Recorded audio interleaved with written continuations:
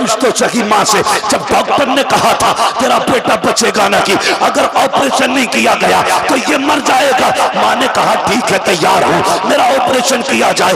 यहाँ तक तो खैर थी। उसके बाद एक फार्म लाया जाता है का इस पे अंगूठा लगाना है, माती सादा दिन। उसने कहा इसमें क्या लिखा है? कौन पूरा फार्म पढ़ के बताता?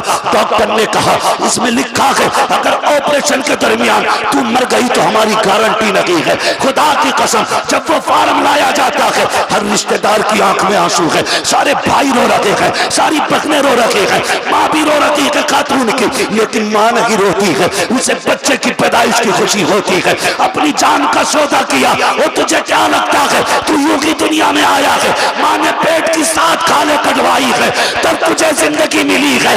अगर एहसान अदा करना है इतना कर लेना, जो भी माँ कहे कभी उसको टाला नहीं करना।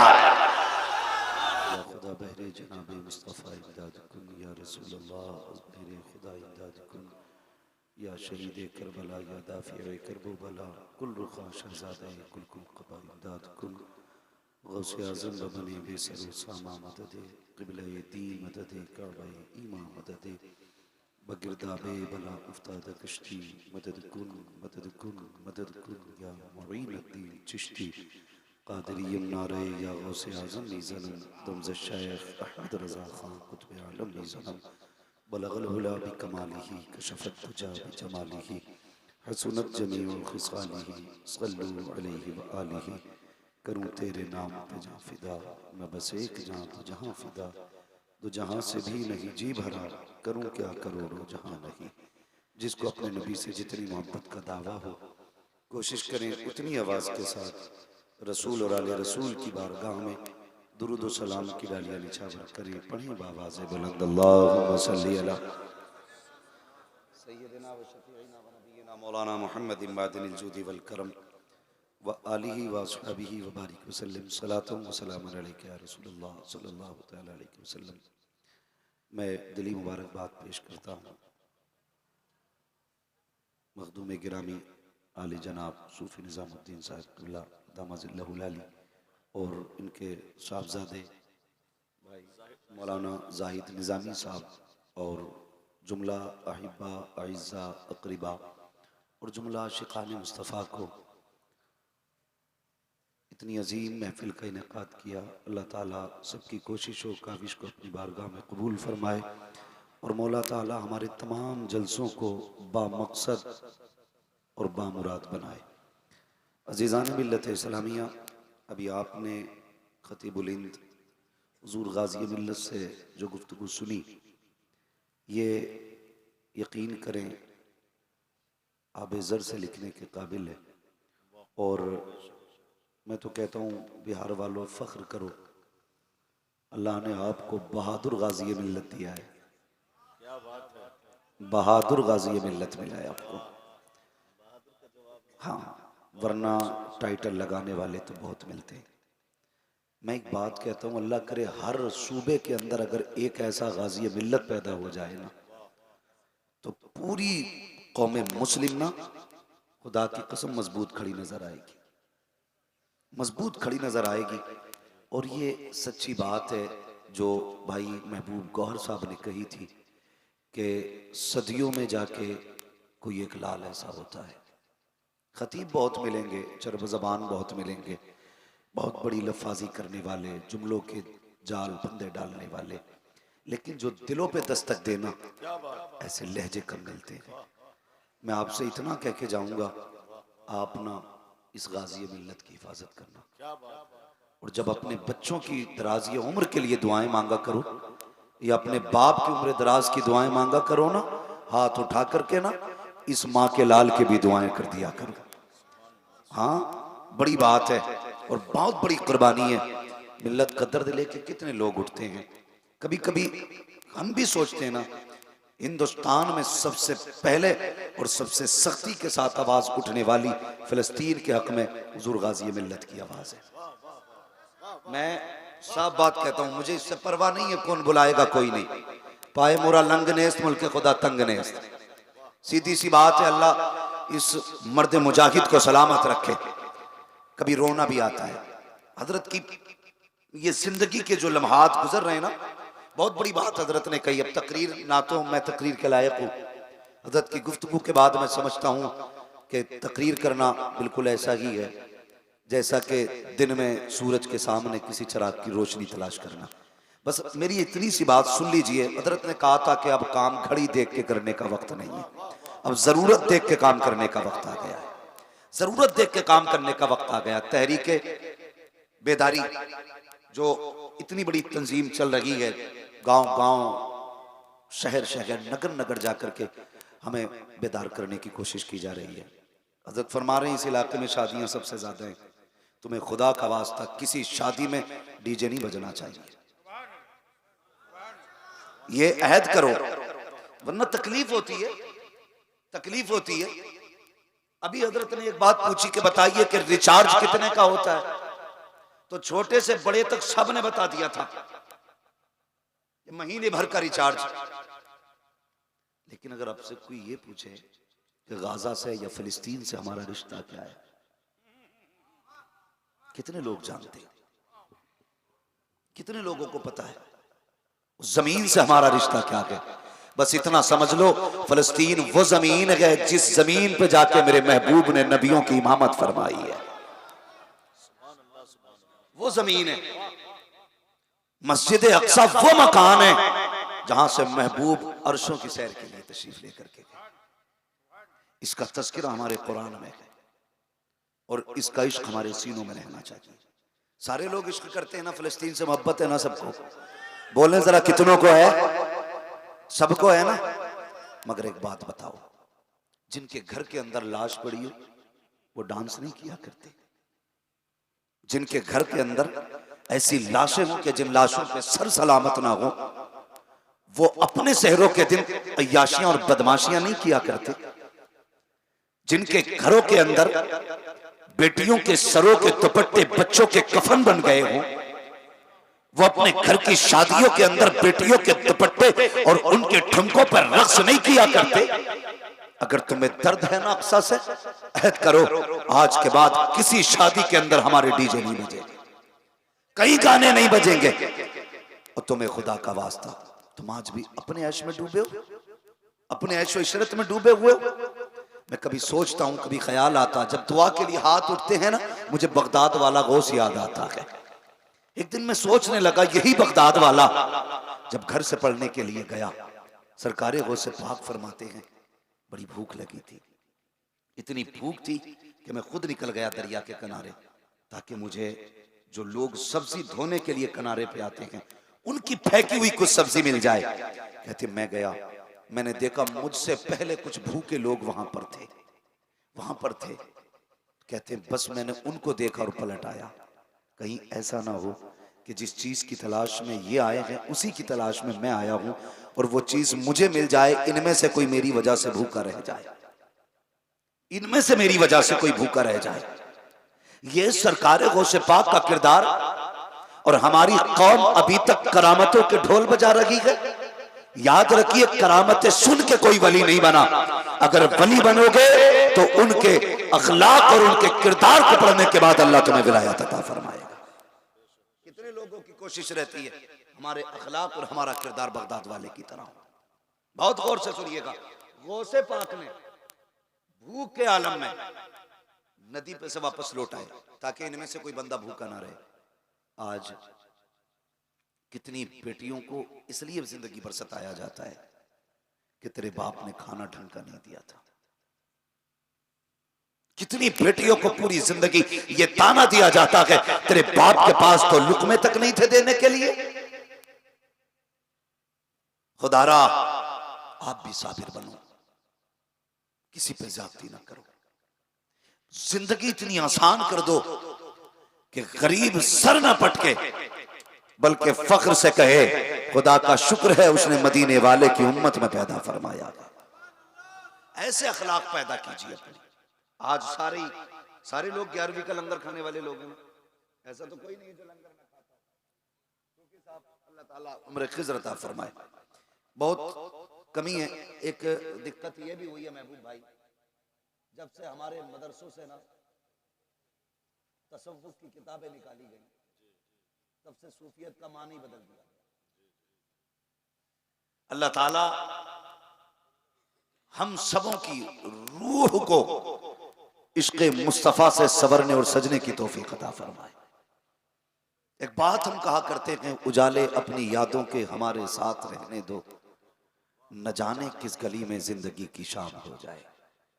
हम करामतों से ज्यादा जरूरी है बुजुर्गान दीन के हालात जिंदगी के बारे में सोचा करें, उनके बारे में गौर व फिक्र किया करें।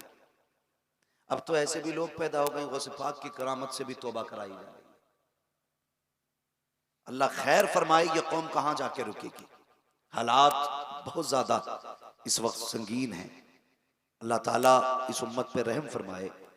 मेरी बात गौर से सुनिएगा, थोड़ी देर गुफ्तगू करूंगा, बहुत ज्यादा आपका वक्त नहीं लूंगा, वरना तो सच तो ये था गाजी मिल्लत की गुफ्तगू के बाद अब किसी गुफ्तगू की जरूरत बाकी नहीं रह गई थी। अगर इसी गुफ्तगू पे अमल कर लिया जाता, इंशाअल्लाह आज की महफिल में आना हमारा कामयाब हो जाता। मगर हुक्म है सूफी साहब क़िबला का, थोड़ी देर के लिए हाजिर खिदमत हूँ, सुने बहुत गौर के साथ। सरकार गौसे पाक ये वो हैं जो मादरजाद वली हैं, और हमारा तो ये मानना है आलम अरवाह में भी गौसे पाक वली थे। ये सरकार गौसे पाक की अपनी शान है। बाप भी बेमिसाल है, माँ भी बेमिसाल है, फूफी भी बेमिसाल है, परिवार ही बेमिसाल है। इतना बेमिसाल कि मेरे आला हजरत ने कहा था, कादरी कर कादरी रख, कादरियों में उठा कदर अब्दुल कादिर कुदरत नुमा के वास्ते। तो सरकार गौसे पाक की शान, अल्लाह अकबर फरमाते हैं, अगर मैं इजाज़त ना दूँ ना तो सूरज नहीं निकलेगा, अगर मेरी इजाज़त ना हो ना तो छुपेगा नहीं। फरमाते हैं रब ने वो पावर मुझे अता की है, अगर मुसीबतें भी आती हैं तो अब्दुल कादिर से इजाज़त लेके आया करती है। अगर आप चाहते हैं मुसीबतों से बचें तो बगदाद वाले की 11वीं किया करें। करते हैं ना 11वीं? सारे लोग करते हैं, जरा सर न हिलाएं, जबान चलाएं, मुझे पता लगे अभी आप थके हुए नहीं हैं। करते हैं ना 11वीं? सारे लोग करते हैं ना 11वीं? अल्लाह ताला सबको बगदाद वाले के लंगर की खैरात अता फरमाए। तो अगर मुसीबतों से बचना चाहते हो उनके नाम की महफिल सजाया करो। वो तो ये कहते हैं उस वक्त तक कोई मेरा नाम नहीं ले सकता जब तक मैं ना चाहूं, उनकी मर्जी के बगैर कोई उनका नाम नहीं ले सकता। मदरजाद वली कितने बड़े वली, फरमाते मेरे ही बचपना था। अपने बचपने की कहानी सरकार गौसे पाक बयान फरमाते, कहते मेरा बचपना था और मैं बच्चों के साथ खेलने के लिए घर से बाहर निकला। जैसे ही घर से बाहर गया ना तो मैंने बच्चों को देखा, उन्होंने एक बैल को घेर रखा था, एक बैल। और बच्चे बचपना सब जानते हैं, ऐसा घेर लिया कि बैल कहीं निकल नहीं पा रहा था। कोई पूंछ पकड़ता, कोई पैर पकड़ता, कोई नाक पकड़ता, इस तरह से बैल को घेर लिया। वो पाक फरमाते मैंने भी जाके पूंछ पकड़ ली। कहते जैसी पूंछ को हाथ लगाया ना, बैल ने मेरी तरफ देखा, कहने लगा अब्दुल कादिर तुम तो सोचो, तुम्हें तो इसके लिए पैदा नहीं किया गया था ना, तुम्हें तो इसके लिए पैदा नहीं किया गया था। मुझे हैरत होती है, हमने सिर्फ करामतों पे ख्याल किया। सरकार गौसे पाक फरमाते हैं जैसी बैल ने कहा तुम्हें इसके लिए पैदा नहीं किया गया था, मैं डर गया, दौड़ के घर में गया, सहमा हुआ था, छुप के घर के अंदर लेट गया। कहते जैसे लेटा ना, अंदर आवाज आ रही थी लब्बैक अल्लाहुम्मा लब्बैक ला शरीक लक लब्बैक इन्नल हम्द वन नेमा। कहते ये आवाज मेरे कानों से टकराई, मुझे ऐसा लगा जैसे कोई मेरे घर के पीछे ये आवाज दे रहा हो। मैं दौड़ के छत पे गया, जब मैंने छत पे जाकर निगाह डाली तो मेरे घर के पीछे तो कोई ना था, बल्कि काबे की तरफ तवाफ करने वाले लोग मुझे अपनी छत से नजर आ रहे थे। मैंने देखा, उतर के आया, मैं दौड़ करके माँ की गोद में आके बैठ गया। मेरे माथे पे पसीना था, माँ ने कहा लख्ते जिगर नूरे नजर, ये चेहरे पे कैसा खौफ है। कहा माँ जब बैल के पास गया उसने कहा तुम्हें इसके लिए पैदा नहीं किया गया है। जब छत पे गया तो मैंने काबे वालों को तवाफ करते हुए देखा, मामा होती है, लाल को सीने से लगाया, कहा लख्ते जिगर परेशान क्यों होता है, तू तो वो है जब पैदा नहीं हुआ था तेरी आमद के चर्चे पहले से हो रहे थे, जब तू हमारे शिकम में आया था तेरी बरकतें नजर आ रही थी। अब्दुल कादिर तू दुनिया में बाद में आया है, तेरे आने का ऐलान आने से पहले कर दिया गया।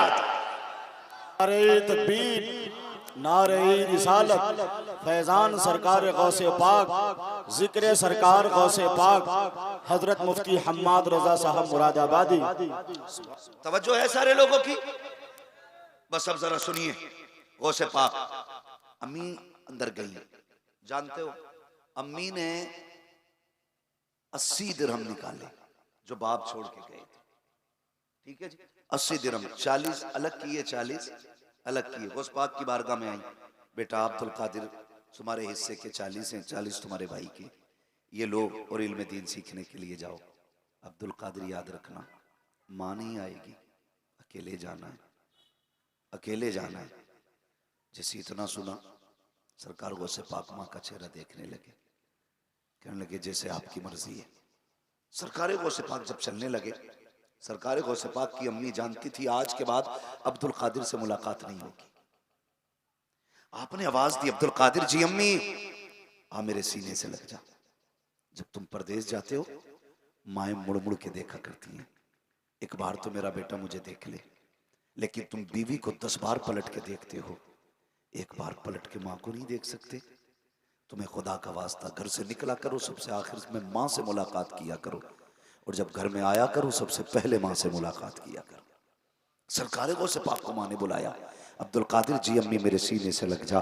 3 बार बुलाया, जब पलट के जाने लगे उसके बाद माँ ने क्या कहा था, अब्दुल कादिर जरा हाथ में हाथ दें। कहा अम्मी क्या करना है, का एक वादा करना है। सरकार गौसे पाक ने माँ के हाथ में हाथ दिया और माँ वादा ले रही है, अब्दुल कादिर वादा कर कभी झूठ नहीं बोलोगे। सरकार गौसे पाक ने वादा किया। वाकया सुनाना मकसद नहीं है, सबको बात मालूम है, बच्चा बच्चा जानता है। सरकार गौसे पाक ने माँ के हाथ में हाथ देख करके वादा किया। सब जानते हैं घर से निकल गए, डाकुओं ने लूटा, सबको लूटा गया। सरकार गौसे पाक से भी पूछा गया था बच्चे तुझ पे भी कुछ है, तो गौस पाक ने क्या फरमाया था, हाँ मेरे पास भी सोने के सिक्के हैं। अल्लाह अकबर, तलाशी ली गई फिर कहीं नहीं मिले थे, परेशान हो गए, सबको लूट करके सरदार के पास गए। कहा सरदार सबको लूट लाए हैं। डाकुओं के सरदार ने कहा कोई बचा तो नहीं है, कहा एक बच्चा बचा है जो कहता कि मेरे पास सिक्के हैं, लेकिन तलाश करते हैं तो नहीं मिलते हैं। कहा बुला के लाओ। सरकार गौसे पाक को डाकुओं के सरदार ने बुलाया और बुलाने के बाद कहा था बेटे क्या तुम्हारे पास सोने के सिक्के हैं? सरकार गौसे पाक ने फरमाया था हाँ मेरे पास 40 सिक्के हैं। कहा किधर है? आपने अपनी सदरी खोली और लिखित वो सिलाई दिखाई। कहा मेरी माँ ने ये सिलाई लगा दी है। जब सिलाई को तोड़ा गया सिक्के जमीन पे खन खन करके गिरे। उस डाकुओं के सरदार ने कहा था ए बेटे अगर झूठ बोल देते तो ये सिक्के बच जाते, तुमने झूठ क्यों नहीं बोला? मेरे बड़े पीर ने कहा था जब मैं घर से चला था मेरी माँ ने हाथ में हाथ लेके कहा था अब्दुल कादिर झूठ न बोलना। अल्लाह अकबर। आज मैं तुमसे पूछना चाहता हूँ जब तुम घर से निकला करते हो, ईशा का बाद हो या मगरिब का बाद, माँ कहती है बेटे कहाँ जा रहे हो? कहते हो बस अभी आ रहा हूँ। कभी 12 बज जाते हैं, कभी 1 बज जाता है, माँ से झूठ बोल के घर से निकलते हो। तुम्हें गैरत क्यों नहीं आती है?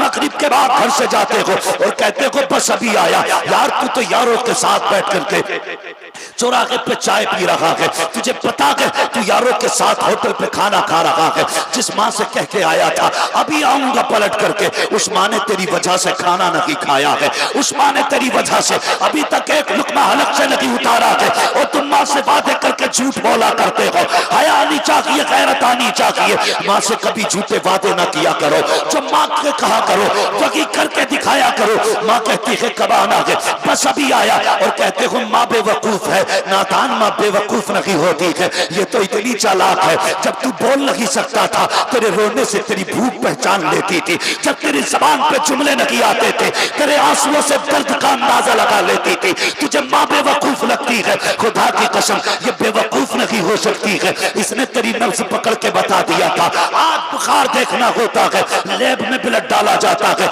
मशीनें चेक करके कहती है इसके बुखार का ये आलम है। मगर सलाम कर माँ की अक्ल को, तेरी कलाई पकड़ के कहती थी मेरे लाल को बुखार हो गया है, तेरे तलवे छू के कहती थी पानी की सिकाई की जरूरत है। जब तेरी सांसें अटक रही थी लोग कहते थे ऑक्सीजन देंगे, माँ ने कहा था मेरे सीने पे डाल दो, मेरे बेटे के लिए सबसे बड़ी ऑक्सीजन मेरी सीने की धड़कन होती है। आज तुम कह दिया करते हो माँ बेवकूफ होती है। जरा हाथ रख के तो बता प्यारे, सीने पे हाथ रख, माँ को बेवकूफ कहता है। सोच तो सही जिस दिन तुम माँ के शिकम में आया उसी दिन से माँ ने मर्जी का खाना छोड़ दिया था। जब वो खाती थी उसे पलटी होती थी, कहा नहीं नहीं कुछ नहीं खाना है, मेरा बच्चा सलामत रखे। तूने 6 माह माँ के शिकम में गुजारे, माँ ने उल्टा लेटना बंद कर दिया। और यार तुम बाजार जाया करते हो, 5 किलो का थैला लेकर के आते हो, तुम्हारे बाजू बाजू थक जाया करते हैं, इधर थैला उधर जूता। बीवी से कहते हो ला जल्दी से पानी। मुझे बता तो सकी, तू 5 किलो का थैला 2 घंटे टांग लेता है, तेरे बाजू दर्द करते हैं। उस माँ को क्या कहेगा जिसने 9 महीने तक तेरा बोझ अपने पेट में संभाल के रखा, लेकिन कभी तुझे फेंका नहीं था। अपनी मर्जी का खाना छोड़ बैठी ताकि बच्चा सलामत रखे, उल्टी लेट नहीं सकती थी ताकि बच्चा सलामत रखे। एक दिन दर्द से हुआ, बच्चे की विलादत का दर्द हुआ। लोगों ने कहा बच्चे की पैदाइश होने वाली है, उठाया हॉस्पिटल लेकर के गए। डॉक्टरों ने कहा इसकी नॉर्मल डिलीवरी नहीं हो सकती है, इसका पेट काटा जाएगा। ये अभी माँ को नहीं पता बातें क्या हो रही है। दूर खड़े होकर के लोग बातें कर रहे थे और कह रहे थे पेट काटा जाना है। अल्लाह अकबर। जब माँ के कानों तक ये आवाज आती है, बता तो सकी या तो बच्चा बचेगा या औरत बचेगी, तुझे किसको बचाना है? तो उस वक्त माँ कहती है मैं रहूं ना रहूं, मेरे लाल को बचा लेना, मेरे बच्चों को बचा लेना। ये माँ हुआ करती है। खुदा की कसम, तुम बीवी के सामने माँ को 100 रुपए देते हुए डरते हो, कहीं बीवी का लहजा ना बदल जाए, कहीं उसको गुस्सा ना आ जाए। तुम बीवी के डर से माँ को एक वक्त की दवा नहीं ला के देते। जरा पूछ तो सही माँ से, जब डॉक्टर ने कहा था तेरा बेटा बचेगा नहीं, अगर ऑपरेशन नहीं किया गया तो ये मर जाएगा, माँ ने कहा ठीक है तैयार हूं, मेरा ऑपरेशन किया जाए। यहां तक तो खैर थी। उसके बाद एक फार्म लाया जाता है, का इस पे अंगूठा लगाना है। माती सादा थी, उसने कहा इसमें क्या लिखा है? कौन पूरा फार्म पढ़ के बताता? डॉक्टर ने कहा इसमें लिखा है अगर ऑपरेशन के दरमियान तू मर गई तो हमारी गारंटी नहीं है। खुदा की कसम, जब वो फार्म लाया जाता है, हर रिश्तेदार की आंख में आंसू है, सारे भाई रो रहे हैं, सारी बहनें रो रही है, माँ भी रो रही है खातून की, लेकिन माँ नहीं रोती है। उसे बच्चे की पैदाइश की खुशी होती है। अपनी जान का सौदा किया, वो तुझे क्या लगता है तू यूं ही दुनिया में आया है? माँ ने पेट की 7 खाले कटवाई है, तब तुझे जिंदगी मिली है। अगर एहसान अदा करना है इतना कर लेना, जो भी माँ कहे कभी उसको टाला नहीं करना। ये माँ होती है। तुम वादे करके भूल जाते हो माँ से। तुम्हें गैरत आनी चाहिए, हमें शर्म आनी चाहिए। और उसके बावजूद भी हजरत जी, लो नौजवानों, बूढ़े से लेके जवान तक, ऊपर से लेके नीचे तक, चैलेंज है मेरा। जो तजर्बा कर चुके हैं और जो नहीं किए हैं वो तजर्बा कर लेना। मेरी बात याद रखो, अगर तू खाने के वक्त घर पे ना आए तो तेरे आने तक खाने पे इंतजार सिर्फ मां कर सकती है, सिर्फ मां कर सकती है। जिस दिन मां सफेद कफन में लिपट के चली गई ना, किसी को दस्तरखान पे तेरा इंतजार नहीं होगा, कोई तेरी राह नहीं तकेगा, कोई नहीं पूछेगा कहां है। बीवी कहेगी होशियार है, शोहर जब आएगा किचन से निकाल के खा लेगा। लेकिन मां है, जब उसे बच्चे कहते हैं मां खा ले, का नहीं अभी तेरा भाई नहीं आया है, जब तक वो नहीं आ जाता मेरे हलक से लुकमा नहीं उतरने वाला। मां होती है। आज हम झूठ बोलते हैं मां से, धोखा करते मां के साथ। खुदा का वास्ता मां की इज्जत किया करो, मां की कदर किया करो। दुनिया में इस जात जैसी कोई जात नहीं मिलने वाली, नहीं मिलने वाली है। पीर कितना भी बड़ा पीर क्यों ना हो, चाहे वो गौसे आजम क्यों ना हो, मां मां होती है। हाँ, मां मां हुआ करती है। इज्जत किया करो मां की। और माफ कीजिएगा, सिर्फ मां की इज्जत नहीं करनी है, हमें बाप की भी इज्जत करनी है। हमने सिर्फ मां की फजीलतें सुन सुन के मां के लिए एसी लगवा रखी है, अब्बा को बाहर पेड़ के नीचे बैठा रखा है। मुझे बताइए, खुद सोचो, मां के कदमों के नीचे बोले। मैं आपसे हाथ उठवा के सुभान अल्लाह कहने का दावा नहीं करूंगा, इसलिए कि मैं इतना जानता हूं, बात दिल पे निकलती है तो सदा खुद ब खुद निकलती है। अगर बात दिल पे ना लगे तो हाथ उठवाने से कोई नतीजा नहीं है। ये बातें दिल पे लिख के लेके जाना। मां के कदमों के नीचे बाप जन्नत का दरवाजा। हम सिर्फ अम्मी की खिदमत करते और अब्बा पड़ा है पेड़ के नीचे। हाँ, एक बात याद रखना, पूछो इन उलमा इकराम से, मुफ्तियान इकराम से, ये बताएंगे अगर शोहर के कपड़ों पे धब्बा लग जाए और औरत उस धब्बे को झाड़ दे अल्लाह उसे 70 नेकियां अता फरमाया करता है। ये मतलब तेरी माँ की जन्नत तेरे बाप के कदमों के नीचे, तेरी जन्नत तेरी माँ के कदमों के नीचे, लेकिन उसकी जन्नत तेरे बाप की रजा में है। सोच, जिसकी रजा में तेरी जन्नत की जन्नत है, फिर उस जात का अपना आलम क्या हो। करते हैं इज्जत। बड़े सख्त लहजे होते हैं हमारे, बड़े सख्त लहजे होते हैं। खुदा इज्जत किया करें। बीवियों के कहने में आकर के माँ बाप को धक्का ना देना, माँ बाप को घर से न निकालना। सरकार गौसे पाक ने माँ से वादा किया। डाकू से कहने लगे, सुन, मैंने माँ से वादा किया था, माँ से वादा किया था। माँ के वादे के लिए 40 क्या, मैं 40,000 सिक्के बर्बाद कुर्बान कर सकता हूँ। चीख निकल गई। उसने कहा, अफसोस अब्दुल कादिर, तुझे माँ का वादा याद है और हमने रब से किया हुआ वादा भुला दिया है। चल ऐसा कर, मुझे कल तौबा करा के अपनी गुलामी में ले।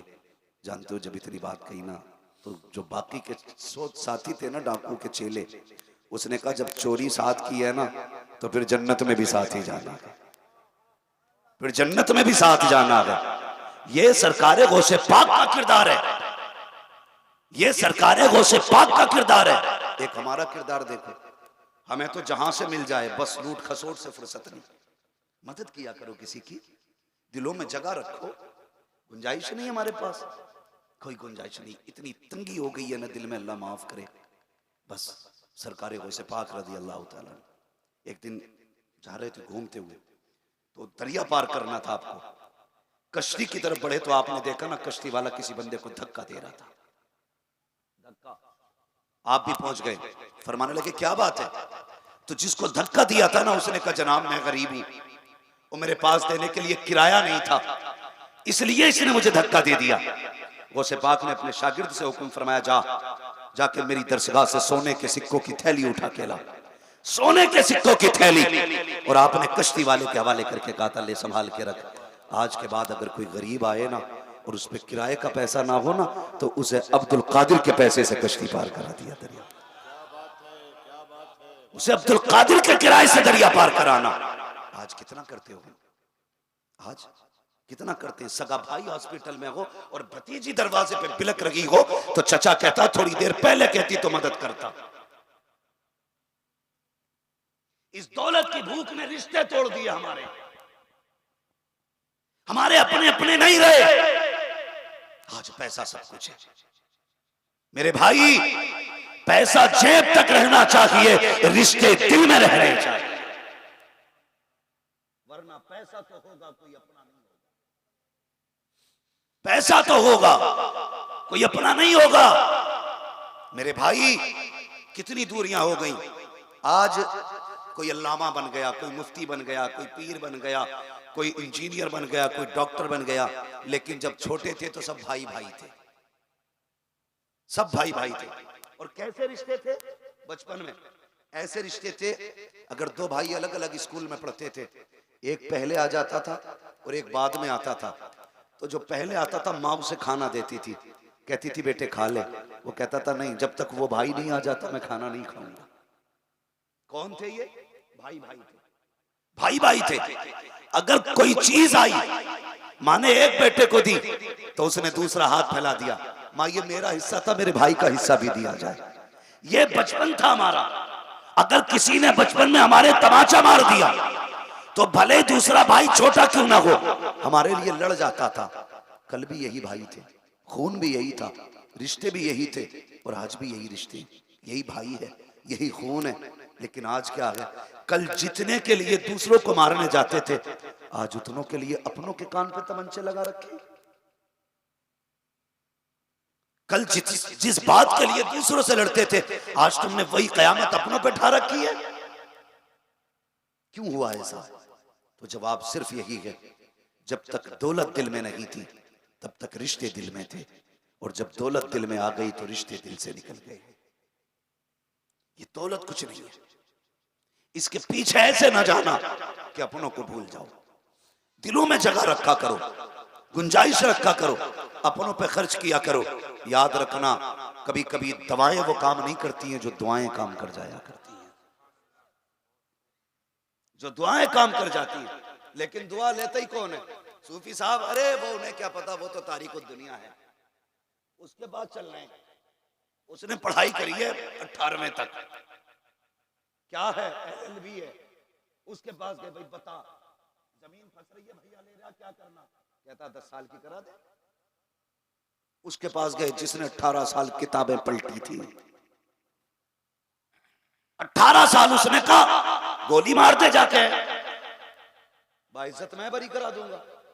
क्या किया? अच्छा होता वकील के पास जाने से पहले हुजूर के गुलाम की चौखट पे आते, कहते भाइयों का झगड़ा है, बता कैसे निपटेगा?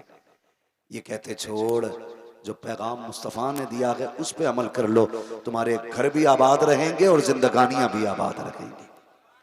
लेकिन दुआएं लेता ही कौन है? अरे छोड़ो यार, उन्हें क्या पता, उन्हें क्या आता है बीघा और बीसा कितना होता है, ये कभी ना सोचना। मैंने एक बात कही, जो दवाएं नहीं करती हैं वो दुआएं कर जाती हैं, दुआएं कर जाती। एक बंदा था, उसे कैंसर की बीमारी थी, कैंसर की बीमारी। वो पैसे वाला बहुत था, अल्लाह ने बड़ी दौलत से उसे नवाजा था, बड़ा घमंड था। डॉक्टर के पास गया, चेकअप कीजिए। डॉक्टर ने कहा कैंसर है। तो उसने कहा तो क्या हुआ, इसको निकाल के फेंकिए और जो कुछ दूसरा परिणाम डाल दीजिए। डॉक्टर ने कहा देखिए हम कोशिश करेंगे लेकिन गारंटी नहीं है बच जाओ। बोला इतना पैसा होते हुए नहीं बचेंगे, आप काम कीजिए। डॉक्टर ने काफी इलाज किया लेकिन ठीक नहीं हुआ। जब डॉक्टर ने कहा भाई अब तुम्हारे कुछ दिन बचे, घर चले जाओ, उसने सोचा मर तो रहे हैं, चलो किसी सूफी साहब के पास चल रहे। अल्लाह वाले के पास आ गए, कहने लगा ऐसे ऐसे बीमारी है, डॉक्टरों ने लाइलाज कर दिया है, अब क्या करना है? तो दीवाने की नजरों को जहां देख रहा है, दीवाना खुदा जाने कहां देख रहा है। लड़के मसला ही खत्म है, अब तो डॉक्टर कह रहे बचना ही नहीं है। मुस्कुरा के कहने लगे कहां का रहने वाला? फला मुल्क का। घर कब से नहीं गया? का 35 साल हो गए। रिश्तेदारों से कब से नहीं मिला? का 35 साल से। का दौलत कितनी है? का बेहिसाब है। कहने लगे अपने वतन जा। का क्यों? का 1 महीने तक सारे रिश्तेदारों को दावत किया। कितने दिन तक? का इससे क्या होगा? का जाना जो हम कह रहे हैं वो कर। कहने लगा डॉक्टर ने कहा 15 दिन में मरने वाला है, आप 1 महीने के लिए भेज रहे हैं, 10 दिन कम से कम बच्चों में तो रहने दो। फरमाने लगे फिर तेरी मर्जी है, एक वो इलाज है जो तुझे दुनिया के तबीब ने बताया है, ये वो इलाज है जो हमें मदीने वाले हबीब ने बताया है। किसकी सुननी अब तू जा? उसने कहा लो मर तो रहे हैं, चलो फिर बाबा की भी मान लेते। आया अपने वतन, 1 महीना सारे रिश्तेदारों को खाना खिलाया, 1 महीना। हालत जान रहे हैं आज? मेहमान आ जाए, दस्तरखान बिछा होता और देखा रिश्तेदार आ गए, दस्तरखान उठा के लल्ली उठा के रखो ले, अब बाद नहीं खाना। तुम्हारे फूफा आ गए, लो भाई बाद में खाया। पहले लोग कैसे होते थे? मेहमान आया बिस्मिल्लाह, दस्तरखान लगाया जाए, आज मेहमान आ गया। ये होते थे हालात। कह रहे पीर साहब तावीज दे दो, बरकत नहीं हो रही। बरकत होगी कहां से? सांप बन के तो बैठे हो तुम, ना किसी को एक दाना देने के, ना खिलाने के। अल्लाह अकबर। दिलों में जगह पैदा करें, दिलों के अंदर गुंजाइश पैदा करें। तो आज मेहमानों को देख करके लोगों के चेहरे उतर जाते हैं। और पहले के लोग मेहमानों के बगैर खाना नहीं खाते थे। वो कितना प्यारा शेर था, वो कहा था, किसने कहा था मुझे नहीं मालूम, लेकिन कहा था अल्लाह मेरे रिस्क की बरकत न चली जाए, 2 रोज से घर में कोई मेहमान नहीं है। ये एक बरकत वाला मसला। हम दस्तरखान समेट देते हैं, एक लुकमा किसी को खिलाना नहीं चाहते। और कुछ जरा मेहरबानी करें, ये भी हिसाब लगाते रहते कौन बीमार हो रहा है, फिर 4-5 दिन डट के उसकी जरा तीमारदारी की जाए। मिजाज फुर्सी के लिए जाते हैं और खाना खा के आते हैं, खाना खा के आते हैं। हमारी बस्ती की बात है, बड़ी मशहूर बात है। जमींदार थे, हमारे अपने गांव की बात है। तो उनका एक बैल था, बैल तो 2 थे, एक बैल लाइट के करंट से मर गया। किसी वजह से एक बैल मर गया, तो लोग उनकी खैर खबर के लिए आ रहे, बैल की। बैल बैल बैल बैल, जो भी आता यही पूछता। कुछ दिन के बाद क्या हुआ था बैल को? बोले कौन से बैल को? बोले पहला वाला बैल। उससे मैं एक दिन कहने लगे पहले को सब पूछ रहे हो, दूसरा भी पूछो उसका क्या हुआ है। बोले उसका क्या हुआ? बोले पहला मर गया था, दूसरे को तुम खा गए। अगर किसी की मिजाज कुर्सी के लिए जाया करो ना तो रोटी खाने में अपने घर से खा पी के जाया करो। इसे ही कहते हैं मरे हुए पे दौलाते सवार करना। जब कहीं चाय नहीं मिलती, चलो भाई प्रधान बीमार है, उधर चाय मिलेगी, तो चाय नहीं प्रधान का खून पी रहे हो। भाई मैंने एक बात कही, दिलों में गुस्सा पैदा करें, खिलाने के आदी बने। उसने कहा जाइए अपने इलाके में। वो अपने मुल्क आया, 1.5 महीने लोगों को खिलाया, उसके बाद वापस गया, बाबा को खिलाया, कहने लगे चेकअप करा के आ। जब चेकअप कराया तो कैंसर का नामो निशान तक बाकी नहीं था। वो कहने लगा, डॉक्टर ने कहा यह कैसे हो सकता है? उसने झूम के कहा था, कौन देता है देने को मुंह चाहिए, देने वाला है सच्चा हमारा नबी, जिनके तलवों का धोबन है आबे हयात, है वो जाने मसीहा हमारा। नारे तकबीर, नारे रिसालत। हजरत मुफ्ती हम्माद रजा साहब किबला फैजुर रसूल कॉन्फ्रेंस फैजान सरकार गौसे पाक करेंगे इंशाल्लाह ये 2 काम। अभी तक 2 मैसेज हो चुके हैं मेरे। एक माँ बाप का एहतराम हो गया, करेंगे इंशाल्लाह। बोलो सारे, जो माँ की इज्जत नहीं करता वो कादरी नहीं हो सकता है। सुन लो, खाली नारे लगाने से काम नहीं बनेगा, अमल में भी हमें मजबूत होना पड़ेगा। माँ की इज्जत करेंगे इंशाल्लाह, बाप की भी। अब्बा का नाम भी लिखेंगे दुकान के ऊपर, अरे लिखोगे कि नहीं?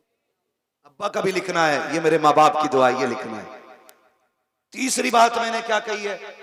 मैंने कहा है कि अपने रिस्क में दूसरों का हिस्सा रखा करो,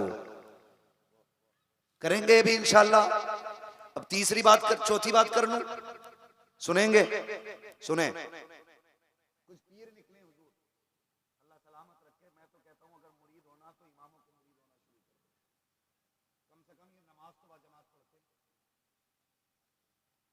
ये सच्ची बात है। इमामों से मुरीद हुआ करो, ये पक्के नमाजी होते हैं। एक पीर निकला, वो कह रहा मेरा मुरीद है तो फिर नमाज की जरूरत ही नहीं, माज़अल्लाह। एक पीर है मुरादाबाद में, उसने कहा मालूम क्या कहा? उसने ऐलान किया, उसने कहा कि नमाज मुर्दों की पढ़ी जाती है, माज़अल्लाह, अल्लाह तो जिंदा है। एक फिरका ऐसा है, ये सारे सुन्नियों के बीच से निकलने वाले फिरके, पीरा मुरीदी वाले फिरके। वो फिरका ये कहता है कि जब नमाज पढ़ो तो रुकू में यूं मुंह रखा करो, सजदे में भी यूं मुंह रखा करो। उससे पूछा क्यों? कहा कि जब नियत बांधी तो कहा था मुंह मेरा तरफ काबे शरीफ के, ऐसे कर लिया तो मुंह फिर जाएगा, तो वो सजदे में भी थोड़ी रख रहे। अजीब मसला है, तरबूज से रखते हैं सजदे में लोग, तो ये तबाही है। जानते हो सरकारे गौसे पाक अलहमा कह रहे गौसवती खा तेरा, मर के भी चैन से सोता नहीं मारा तेरा। आपने एक पैर पे खड़े होकर के पूरा कुरान मुकम्मल किया काबे शरीफ में। रब ने फरमाया अब्दुल कादिर मांग, क्या मांगना चाहता है? तो कहा था मालिक जो मैं चाहता हूँ वो तू खूब जानता है। कहीं आज तू कह हम देंगे, कहा फिर वादा कर जो मेरा होगा वो तेरा होगा। वादा ले आज मुझसे, जो मेरा होगा वो तेरा होगा। रब ने फरमाया अब्दुल कादिर वादा रहा, जो तेरा होगा वो मेरा होगा। कहा मालिक ये भी बता क्या कोई कादरी जहन्नम में जाएगा? कहा अब्दुल कादिर मुझे मेरी इज्जत की कसम है, जो कादरी होगा उस वक्त तक मौत नहीं दूंगा जब तक उसे तौबा की तौफीक अता नहीं कर दी जाए। ये शान है कादरियों की। वो किसकी वजह से? बोलो सारे, बोलो और जोर से। गौसे पाक भाई मैं मुवाजना नहीं कर सकता और मेरी औकात नहीं, मैं छटंकी भर आदमी किलो भर का क्या अंदाजा लगाऊंगा। एक बुजुर्ग का मानने वाला एक आलिम दीन की तकरीर की मुखालफत सोशल मीडिया के जरिए कर रहा है, और वो भी किस चीज की? उनका ये फरमान कदमी हाज़िही अला रक़बती कुल्ली वलिय्यिल्लाह। समझ गए होंगे लोग, नाम लूंगा तो कलेजे फट जाएंगे। याद रखना यहां भी कादरियों का चर्चा है, वहां भी कादरियों का चर्चा रहेगा। याद रखिएगा, जो वली कब्ल हुए बाद हुए या होंगे सब अदब रखते हैं दिल में मेरे मौला तेरा। पीर साहब तो अदब रख रहे हैं और मुरीद देखो होश में रहना बेटे, सोशल मीडिया तक मेरी आवाज तुझ तक पहुंचेगी, हर जगह उंगली कर लेना, लेकिन कादरियों के मामलात में आके जबान मत खोलना। गौसे पाक फरमाते हैं जो मेरे मुरीद से लड़ता उसकी लड़ाई मुझसे है, और जब उनके कुत्ते का शेर मुकाबला नहीं कर सकते तो बगदाद वाले अब्दुल कादिर का मुकाबला कौन कर सकता है। और कादरियों सब्र किया करो, अपने मामले बगदाद वाले पे छोड़ दिया करो, छोड़ दिया करो, इसलिए कि हमारे मामलात को संभालने के लिए सरकार गौसे पाक है। मुझ पे कितने लोगों ने फतवे लगाए, कितने वीडियो मेरे खिलाफ बनाते, क्या क्या नहीं करते, आज तक मैंने कोई जुमला नहीं कहा। क्यों जानते हो, मैं कोई लावारिस नहीं हूं, मेरा वारिस बगदाद में मौजूद है और मेरे मामलात उनके हवाले रहते हैं। खुदा का शुक्र है नीचा करने वाले जमीन में घुस गए और उनका फैज है दिन ब दिन हम आसमानों पे छाते जा रहे हैं। इसलिए अपने मामला सरकार गौसे पाक पे छोड़ो, सरकार गौसे पाक पे, तो वो हालात देखो। सरकार गौसे पाक, मैं आपसे गुजारिश करूंगा ऐसे ढोंगे पीरियों से बचना जो ये बात कहते हैं जी हमारे हो गए तो फिर किसी की जरूरत नहीं है।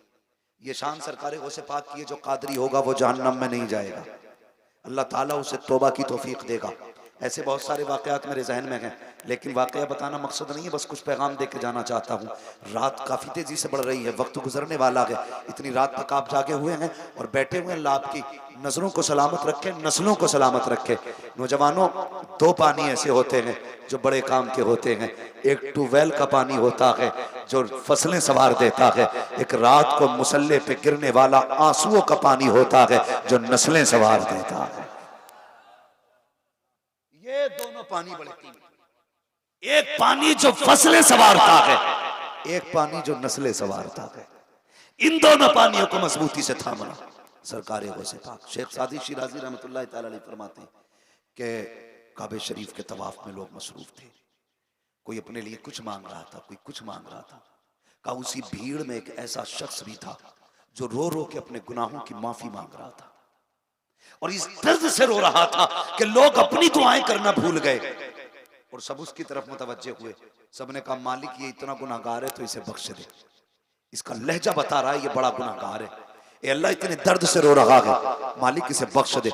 शेख सादी शिराजी फरमाते हैं जब वो रोने वाला उठ के जाने लगा और चेहरे से कपड़ा सरका ना तो कोई जानी या शराबी या पापी ना था। फरमाते वो अब्दुल कादिर जिलानी गौसुल आज़म थे जो काबे के अंदर इस दर्द से रो रहे थे। अब मुझे पता तो सही, अजान होती रहती है, तुम कान में उंगली डाले सोते रहते हो, तुम्हें रब की याद क्यों नहीं आती है? क्या तुम्हें अपने गुनाहों का ख्याल नहीं आता?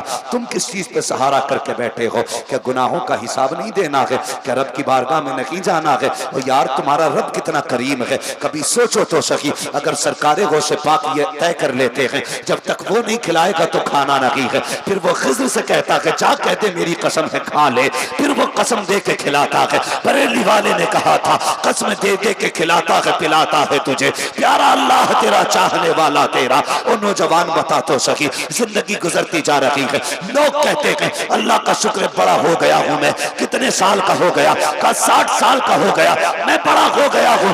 नादान अगर 60 का है तो बड़ा नहीं हुआ है, तू छोटा हो गया है। अब बहुत कम बची है तेरी जिंदगी। बड़े वो होते हैं जो छोटे होते हैं, जो बड़े हो जाते हैं वो छोटे रह जाते हैं। इस चीज का जन्मदिन न बना कि 40 साल का हो गया, 60 साल का हो गया, केक न काट। अगर उम्र 60 साल आ गई है, आंसू निकाल ले, मुसल्ला बिछा ले, रब को रो के दिखा दे, कहते मालिक पापों में जिंदगी गुजरी है, अब तो राजी हो जा। आवाज आती है हम तो माइल बकरम है, कोई साइल ही नहीं, राह दिखलाए किसे रह रहे मंजिल ही नहीं। नारे तकबीर, नारे रिसालत, फैजान सरकार गौसे पाक, फैजान आला हजरत। सारे बुजुर्ग रोते रहे और यहाँ पीर को रोटी खिलाओ तो रोटी यहाँ खा रहे और नमाज पढ़ने मदीने शरीफ जा रहे। ऐसे बेवकूफ मुरीद होते हैं बाहर खड़े होकर कहते हैं हजूर मदीने में है, और जबकि हजूर खर्राटे ले रहे हैं। हालत है, डरो अल्लाह से, आखिरत की तैयारी करो। वो इतना करीम है ना, इतना करीम है। वो कहता चल 60 साल गुजार लिए तूने ना मेरी नाफरमानी में, अब भी लौट आ, अब भी लौट आ, हिसाब नहीं लेना है मुझे, बस मुझे 2 आंसू गिरा के दिखा दे। मैं तेरे 60 साल के गुनाहों पे अपनी बख्शिश का कलम फेर दूंगा।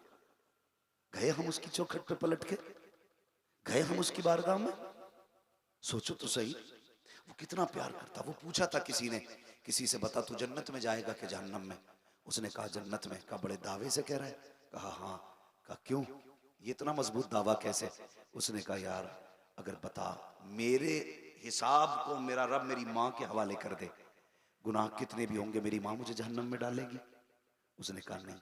उसने कहा अगर माँ जहन्नम में नहीं डाल सकती तो वो रब जो 70 माओं से ज्यादा प्यार करता है वो बंदे को जहन्नम में कैसे डाल सकता है? उसने कहा अब मैं आपसे सिर्फ इतना कहना चाहता हूँ, हमारा रब इतना करीम है, वो 70 माओं से ज्यादा प्यार करता है। तुम रोटी के लिए अमीर की चौखट पे गए, पैसों के लिए अमीरों के दरवाजे पे गए, कभी अपने रब के आगे मुसल्ला बिछाया? कभी उससे मांगे तुमने 2 लुक़मे? खुदा की कसम ये दुनिया वाले देंगे तो दे के जलील कर देंगे, लेकिन वो ऐसा है जब देता है ना तो जलील नहीं करता है बल्कि इज्जतें बढ़ा दिया करता है। और कहता अगर तुम्हें ऐसे ना मिले ना तो फिर मदीने आ जाना मेरे महबूब की चौखट पे, वहां बैठ के मांगना, और फिर जब वहां से मिलेगा हुजूर क्या देते हैं, कौन देता है देने को मुँह चाहिए, देने वाला है सच्चा हमारा नबी, उनकी सखावत मंगतों का हाथ उठते ही दाता की देन थी, दूरी कबूल और अर्ज में बस हाथ भर की है। गुनाहों से तौबा करो, बचो और निकलो गुनाहों के दलदल से, रब को राजी करो। आज भी मौत आ सकती है, कल भी मौत आ सकती है, वक्त का कुछ पता नहीं है, कब सांसों की माला टूट जाए और ये सांसें मोती बन के बिखर जाएं, कुछ नहीं पता है। हादसे हो रहे हैं नौजवानों, चलते फिरते एक्सीडेंट हो जाते हैं, रोड से चिपक जाते हैं लोग, पहचान नहीं होती है तो फिर आधार कार्ड बताता है क्या होना है, चेहरे ऐसे बना लो, आधार कार्ड ना हो तुम्हारे चेहरे की वज़ाक़त बनात बता दे, ये लवारिस नहीं है, ये मदीने वाले का गुलाम लेटा हुआ है। ऐसा अखलाक अपना बनाओ, ऐसा किरदार अपना बनाओ। हमारे बुजुर्गों की जिंदगी आप देखिए, पूरी जिंदगी सरकार गौसे पाक ने 40 साल तक, कितने साल तक? 40 साल तक इशा के वुजू से फजर की नमाज पढ़ी, इशा के वुजू से फजर की नमाज। जाते हम लोग, जाते मस्जिद में, सोचो तो सही क्या बनना है हमारा, क्या होगा हमारा। अल्लाह से रिश्ते मजबूत करो, ताल्लुकात मजबूत करो। हमारी सबसे बड़ी पावर वाली चीज सजदा है और यही हमारे पास नहीं है, लिहाजा सजदों के आदी बने, नमाजों के पाबंद बने और अपने रिश्ते अल्लाह और उसके रसूल से जोड़ें। कोशिश ये करें कि हम अल्लाह वालों के करीब बैठा करेंगे, उलमा के करीब बैठा करें, तज़किया नफ्स करें, अपने आप को संवारें, अपना ज़ाहिर भी संवारें, अपना बातिन भी संवारें। अमीर बनना चाहते हो गरीबों को खिलाया करो, जन्नत में जाना चाहते हो अपने आमाल को अपने आंसुओं के पानी से धुला करो। कभी रात को उठ के रब को आवाज़ दिया करो, कभी दिन में मुसल्ले बिछा लिया करो, कभी आवाज़ दे के अपने रब की रहमतों के दरवाज़ों को दस्तक दिया करो। खुदा की कसम अगर वो राज़ी हो जाएगा तुम्हारी दुनिया भी कामयाब हो जाएगी, आखिरत भी कामयाब हो जाएगी। ये चौथा मेरा मैसेज था कि इंशाअल्लाह अज़ीज़ हमें अपने गुनाहों का मुहासबा भी करना है, अपने गुनाहों से तौबा करनी है, अल्लाह और उसकी रसूल की रजा के लिए जिंदगी गुजारनी है। भले ही हम फाके से रह जाएं लेकिन अल्लाह की मखलूक को परेशान नहीं करेंगे। बोले इंशाअल्लाह। ये सारे मैसेजेस आज के आप याद रखिएगा। फरमाएगा या अय्युहल्लज़ीना आमनू कू अनफुसकुम व अहलिकुम नारा, ए ईमान वालों अपने आप को और अपने घर वालों को जहन्नम की आग से बचाइए। याद रखिएगा जब सिर्फ फ़लस्तीन के लिए दुआ करने से काम नहीं चलेगा, उसके लिए आप जितना जो कुछ हो सके कीजिएगा। और यहूद और नसारा की हर चीज़ से, इनकी तरीक़े से, अखलाक से, जो इन्होंने लिबास दिया है उससे भी हमें बचना है। जिनके चेहरों पे दाढ़ियाँ नहीं हैं वो दाढ़ी रख के बता दो हम हुजूर वाले हैं, यहूद और नसारा की तरह नहीं है। कुर्ते पजामे पहनना शुरू कर दो और ऐलान कर दो हमें यहूदियों वाला लिबास नहीं चाहिए, हमें मदीने वाले मुस्तफ़ा वाला लिबास चाहिए। ये हर तरीके से हमें इनसे नफरत करनी है, हर तरीके से हमें इनसे बचना है। ऐ ईमान वालों अपने आप को और अपने घर वालों को जहन्नम की आग से बचाओ। सारी बातें मेरी जहन में रखिएगा। माँ बाप की इज्जत करनी है और किसी का हक नहीं खाना है और गुनाहों से तौबा करनी है, अपने रिस्क में दूसरों का हिस्सा रखना है। ये सारा अमल बगदाद वाले गौसुल आज़म का है। और 11वीं का दिन आए उनके नाम पे लंगर कीजिएगा और सबको ये बताइएगा कि सरकार गौसे पाक के जो दामन से वाबस्ता हो जाता है वो यहाँ भी बेफिक्र हो जाता है, वहाँ भी बेफिक्र हो जाता है। लेकिन सिर्फ ये नारे ना लगाइएगा गौस का दामन नहीं छोड़ेंगे, जब बात गौस की आया करे तो कहा करो नमाज नहीं छोड़ेंगे, ज़कात नहीं छोड़ेंगे, हज भी करेंगे इंशाअल्लाहुल अज़ीज़। अल्लाह और उसके रसूल के फरमान के मुताबिक अपने चेहरों को सजाएंगे, करेंगे इंशाअल्लाह ये सारे काम। अल्लाह ताला मेरी गुफ्तगू पे पहले मुझे अमल की तौफीक अता फरमाए, उसके बाद पूरी उम्मत मुस्लिमा को अमल खैर की तौफीक अता फरमाए। बस जो हुए गलत उनको माफ़ फरमाए रब्बे कायनात। ज़िंदगी ने दिया साथ, फिर होगी मुलाकात, चमन रहा फूल खिलेंगे, ज़िंदगी रही फिर मिलेंगे, मुसाफिर हैं बे मुसाफिर हो तुम भी, किसी मोड़ पर फिर मुलाकात होगी। सारे लोग कलमा शरीफ पढ़ लीजिए, ला इलाहा इल्लल्लाहु मुहम्मद रसूलुल्लाह व मा अलैना इल्लल बलाग। अस्सलामु अलैकुम व रहमतुल्लाहि व बरकातुहू।